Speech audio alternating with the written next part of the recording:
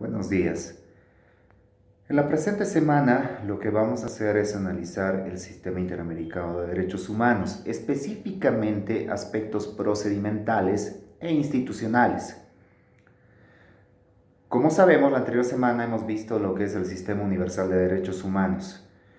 En tal sentido, ahora corresponde analizar el Sistema Interamericano de Derechos Humanos, del cual, como todos nosotros sabemos, nuestro Estado es parte del mismo. Para ello y para iniciar, lo que vamos a hacer previamente es analizar algunos componentes normativos del propio Sistema Interamericano de Derechos Humanos para establecer qué tipo de responsabilidades puede asumir un Estado parte del Sistema Interamericano de Derechos Humanos, como es el caso de nuestro Estado. En ese sentido, la Convención Americana sobre Derechos Humanos, también conocida como el Pacto de San José de Costa Rica, es un instrumento, o digamos que es el instrumento interamericano de mayor importancia. Si recurrimos al artículo 1.1, 2 y 26 de este Tratado Internacional de Derechos Humanos, como es la Convención Americana sobre Derechos Humanos, vamos a poder denotar cuáles son las responsabilidades que adquiere un Estado parte de este sistema interamericano de derechos humanos. Veamos. El artículo 1.1, específicamente el 1.1, parte de este artículo, nos establece la obligación de respeto de derechos humanos. ¿Esto qué quiere decir? El deber que adquiere el Estado de no hacer, de no intrometerse en la realización y garantía de estos derechos humanos. El ejemplo clásico es que el Estado no te puede privar arbitrariamente de tu libertad, no te puede ejecutar extrajudicialmente. De ahí que la primera responsabilidad que adquiere un Estado parte dentro del sistema interamericano es este deber de respeto, establecido específicamente en el artículo 1.1 de la Convención Americana sobre Derechos Humanos. El otro deber o responsabilidad que adquiere un Estado parte del sistema interamericano de derechos humanos está referido en el mismo artículo 1.1, pero en relación con el artículo 2 de la Convención Americana sobre Derechos Humanos. Este deber ya se refiere a la obligación de hacer, una obligación positiva, una obligación específicamente de garantizar. De acuerdo a jurisprudencia interamericana, podemos detectar al menos 4 niveles en los cuales el Estado parte se obliga en cuanto a este deber de garantía u obligación positiva.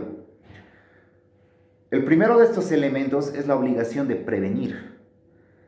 ¿Cómo se previene la violación de derechos humanos?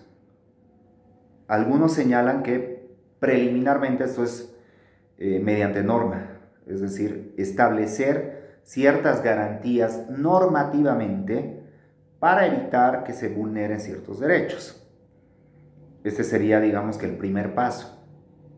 El segundo paso ya se refiere al seguimiento en cuanto a la evolución de estos derechos humanos y su desarrollo en cierto estado.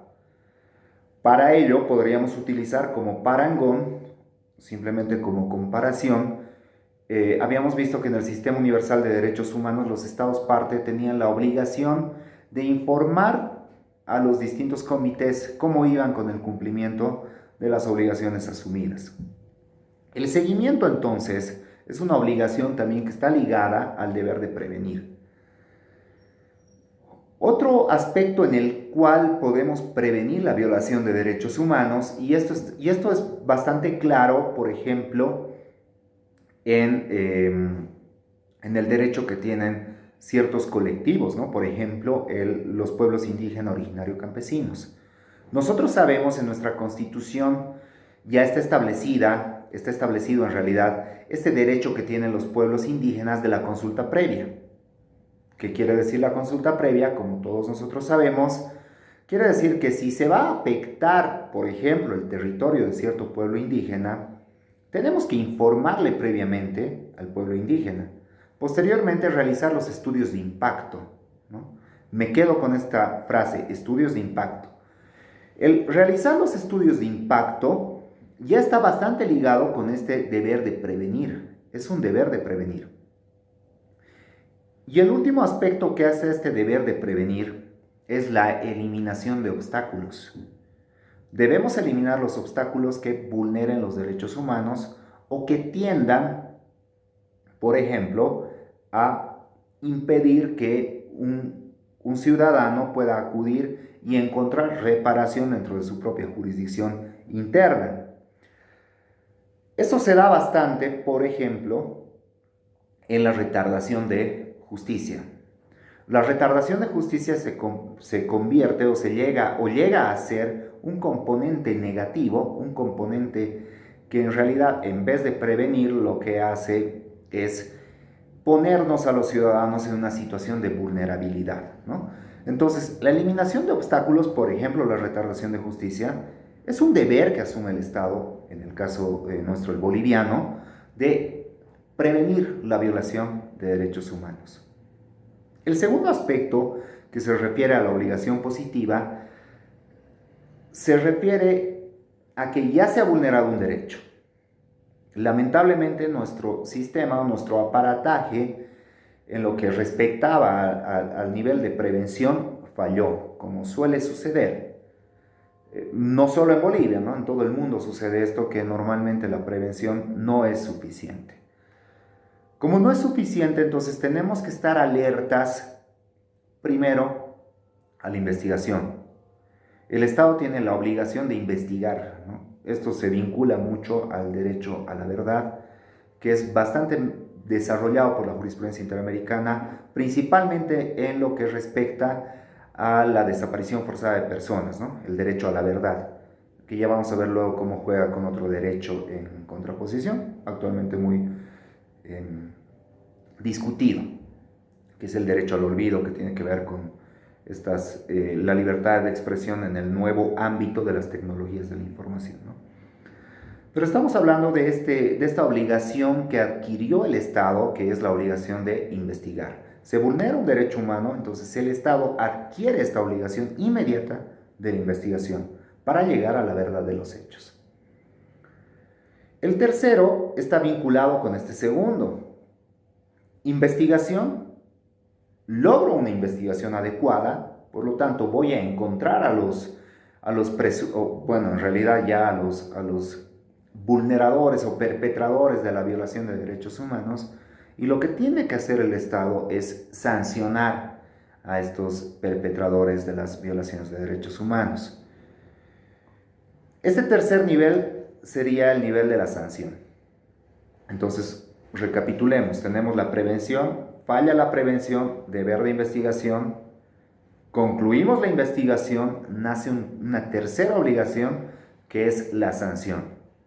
Pero aparejada con la sanción, ¿no? Y esto tiene mucho que ver con el derecho a la tutela judicial efectiva, es el derecho de todos nosotros como ciudadanos y la obligación estatal contenida en esta obligación positiva de reparar integralmente.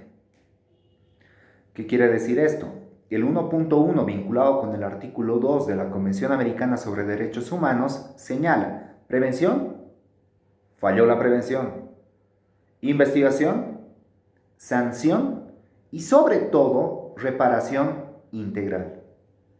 Tenemos que reparar todos los daños que se hayan generado a consecuencia de la vulneración de un derecho, ¿no? A consecuencia de un acto. La reparación integral, como vamos a ver la siguiente semana, que vamos a ver jurisprudencia relevante al respecto, tiene algunos niveles que se traducen en medidas de reparación integral que tienden a reparar integralmente, como su nombre lo dice, al ciudadano cuyos derechos han sido vulnerados. Entonces, a este nivel tenemos estos 4 acápites, podríamos llamarlos, que tienden a hacer que el Estado cumpla con esta obligación positiva, ¿no? Entonces tenemos el deber de respeto, o conocida también como la obligación negativa. Tenemos el deber de hacer, o la obligación positiva, con estos 4 componentes que acabamos de desarrollar. Y finalmente tenemos otra obligación, aparte de estas dos, que es la obligación del desarrollo progresivo, que está establecido en el artículo 26 de la Convención Americana sobre Derechos Humanos. ¿A qué se refiere este artículo 26 de la Convención Americana sobre Derechos Humanos? Se refiere principalmente a 3 cuestiones. Los derechos humanos tenemos que entenderlos como progresivos, es decir, como evolutivos. De ahí que, por ejemplo, se habla en materia de derechos humanos de la prohibición de regresión. Es decir, si yo alcancé cierto umbral de protección de derechos humanos, pues tengo que quedarme ahí y tender a evolucionar o avanzar. No puedo retroceder. ¿Esto qué quiere decir? Para poder progresar en cuanto a la tutela de derechos humanos, lo que se requiere es un plan de acción. Este plan de acción también está establecido como una obligación del Estado parte de la Convención Americana sobre Derechos Humanos, como sería el caso boliviano. Tenemos que tener entonces un plan de acción para hacer que esos derechos vayan progresando evolutivamente.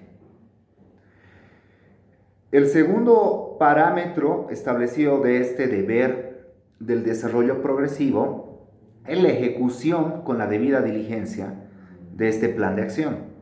Y finalmente, el principio del que hablábamos hace un momento, la obligación o la prohibición de medidas regresivas. Es decir, si alcanzamos cierto umbral, como decíamos, no podemos retroceder. En resumen, entonces, de acuerdo al ordenamiento jurídico interamericano, nuestro Estado asume responsabilidades en 3 niveles. Obligación de respetar, es decir, de no hacer, de no introvisión. Obligación positiva de hacer con los 4 niveles que hemos señalado. Y finalmente el desarrollo progresivo. Estos se encuentran en el 1.1 de la Convención Americana. La obligación positiva se encuentra en el 1.1 vinculado con el 2 y el desarrollo progresivo lo tenemos o lo obtenemos del artículo 26 de la Convención Americana sobre Derechos Humanos. Esto simplemente a manera de introducción para conocer cuál es el espectro que tiene que respetar, ¿no? Respetar en un término bastante genérico nuestro Estado a la hora de ser parte de este sistema interamericano de derechos humanos. Ahora bien, establecida esta introducción, lo que vamos a hacer es estructurar un poquito cómo está nuestro sistema interamericano de derechos humanos. De hecho, en la lectura sugerida para la semana actual, tenemos un texto de Paunder Ledesma en el que podemos establecer cuál es este rol de los subsistemas, ¿no? Dentro del sistema interamericano de derechos humanos se detectan al menos 2 subsistemas de protección de derechos humanos. Estos 2 subsistemas, aunque algunos hablan de un tercer subsistema, que ya vamos a ver cuál podría ser si es que realmente se logra establecer que existe este tercer subsistema, pero básicamente hablamos de 2 subsistemas. Hablamos del subsistema que deviene de la Carta de la OEA y el subsistema que deviene de la Convención Americana sobre Derechos Humanos. Esto en términos procedimentales es bastante importante. Dentro del subsistema de la Carta de la OEA, nosotros conocemos que dentro de la Carta de la OEA es que se crea a la Comisión Interamericana de Derechos Humanos. Recordemos un poquito la sesión pasada.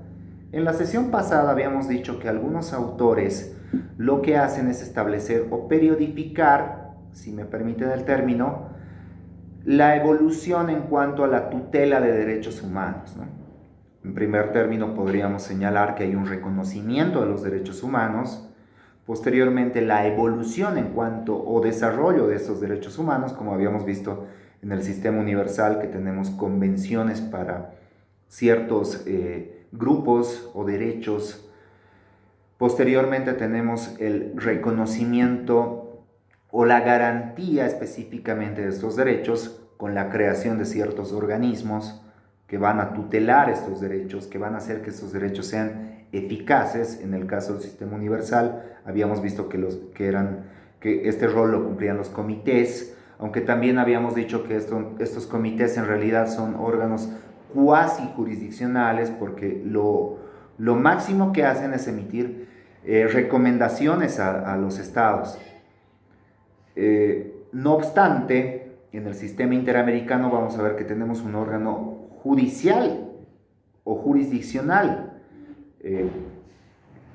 con todas las letras de la palabra, ¿no? ¿Por qué? Porque emite sentencias y hace ejecutar sus sentencias.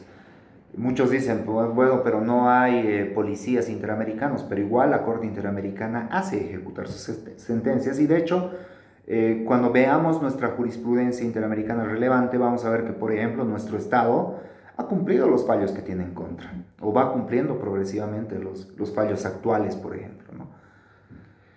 Este es el tercer periodo, ¿no?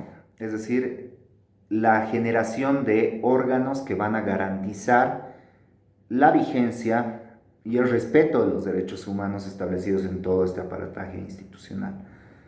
Y finalmente teníamos un cuarto periodo, que es el reconocimiento, o esta, digamos que, fusión entre el ordenamiento jurídico interno y el ordenamiento jurídico internacional en materia de derechos humanos, ¿no? Lo que nosotros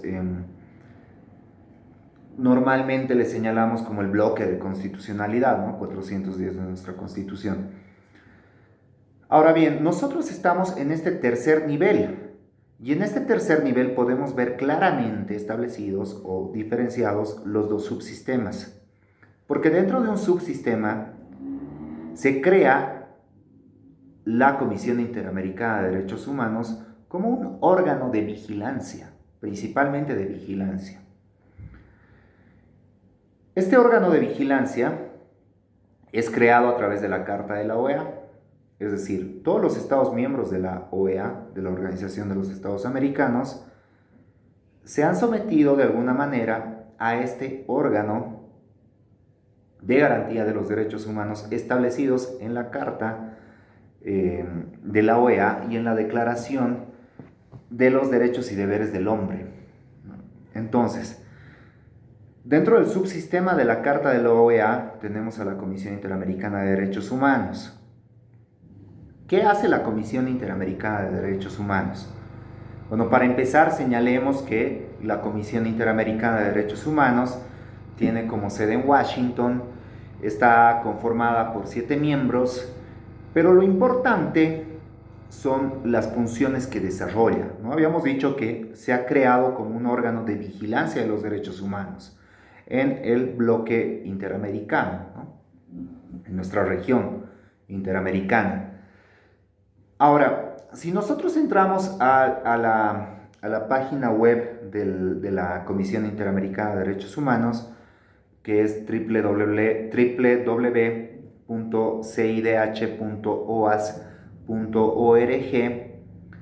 vamos a ver dentro de los informes, ya podemos detectar qué tipo de funciones ejecuta la Comisión Interamericana de Derechos Humanos, aunque tenemos dos instrumentos que rigen el funcionamiento y la estructura de la Comisión Interamericana. ¿Cuáles son? El Estatuto de la Comisión y el Reglamento de la Comisión.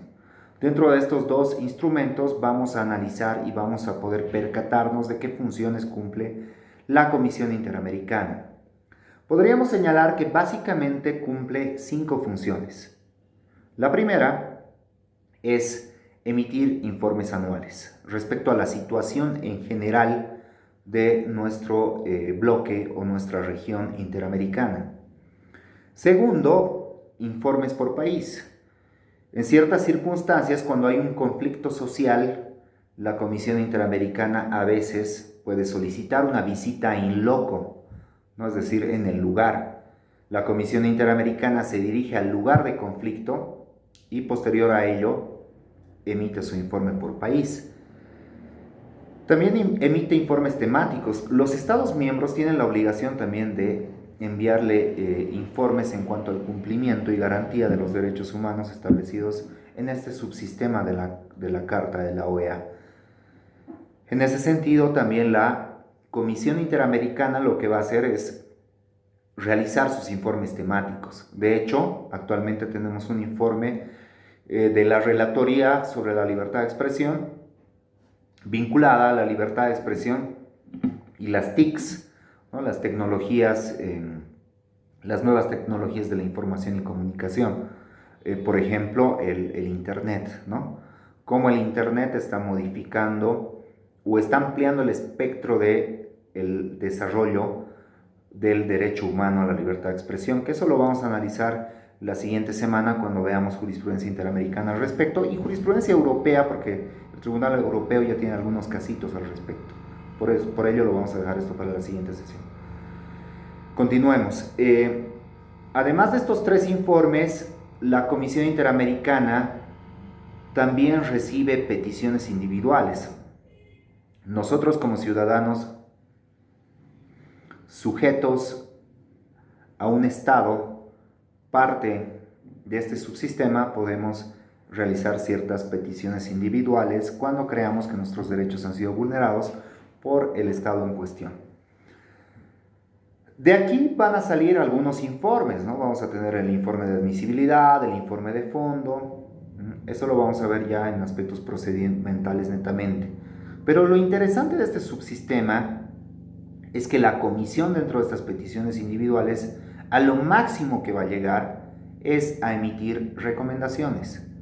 De ahí que decíamos que la Comisión Interamericana de Derechos Humanos, si bien es un órgano de vigilancia de los derechos humanos, es simplemente un órgano de vigilancia.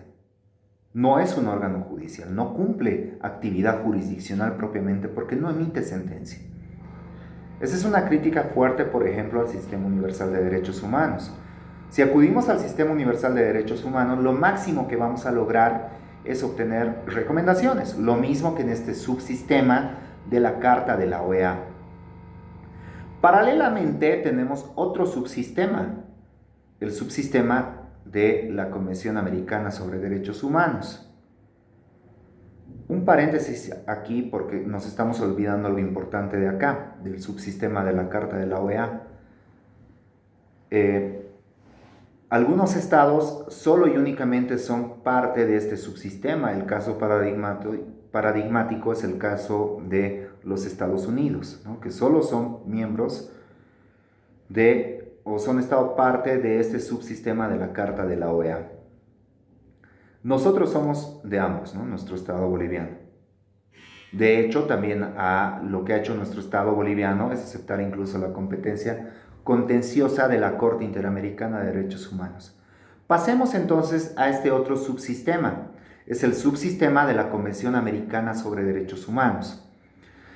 Este subsistema de la Convención Americana sobre Derechos Humanos lo que hace es crear un órgano ya de tinte jurisdiccional. Crea una corte, crea la Corte Interamericana de Derechos Humanos, con funciones jurisdiccionales.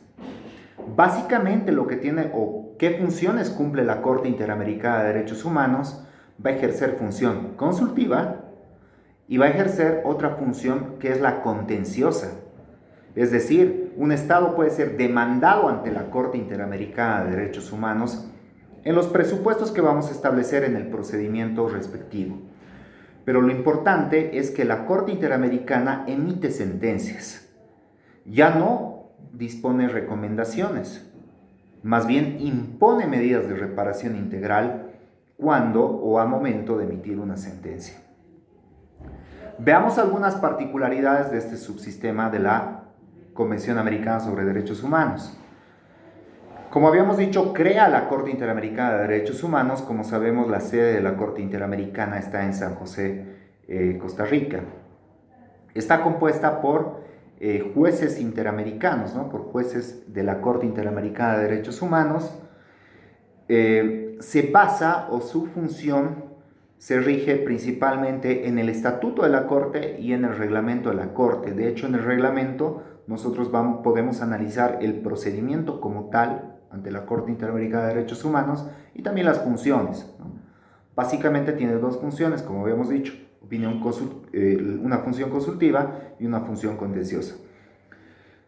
Función consultiva cuando algún Estado miembro del Sistema Interamericano de Derechos Humanos que haya reconocido la competencia de la Corte Interamericana de Derechos Humanos puede hacerle consultas respecto, por ejemplo, a cómo se debe interpretar cierto artículo de la Convención Americana, o respecto a si cierta normativa interna es contraria o es concordante con la Convención Americana sobre Derechos Humanos. De ahí que, en este aspecto, la Corte Interamericana, va a desarrollar su función consultiva. Del otro lado tenemos la función contenciosa. La función contenciosa la va a desarrollar a través de un procedimiento previo que se lleva en la Comisión Interamericana de Derechos Humanos y pasa en ciertas cuestiones, a remitirse el caso ante la Corte Interamericana de Derechos Humanos para que sea este organismo jurisdiccional del Sistema Interamericano de Derechos Humanos el que vaya a emitir una sentencia contra algún Estado que haya sido declarado responsable en cuanto a la violación de derechos humanos.